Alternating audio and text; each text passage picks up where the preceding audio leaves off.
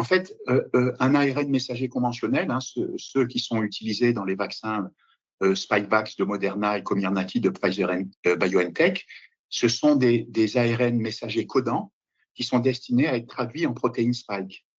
Là, les micro-ARN, c'est différent, ce sont des ARN interférents.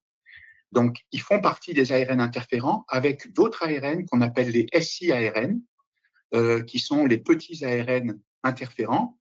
Et ce sont en fait des ARN non codants qui reconnaissent une partie d'un ARN messager qui s'appelle le domaine 3' UTR et qui empêche en fait la traduction de cet ARN messager en protéines. Alors, justement, ce que j'ai pensé en entendant cette info, c'est qu'il lançait ou il créait vite fait cette micro-ARN pour contrer les effets néfastes de l'ARN messager du Covid, en rendant compte qu'il avait provoqué toutes sortes de maladies, thrombose, etc., cancer, et qu'il fallait trouver une sorte d'antidote.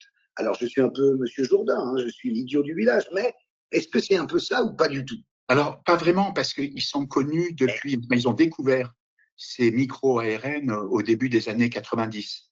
Donc, ça date.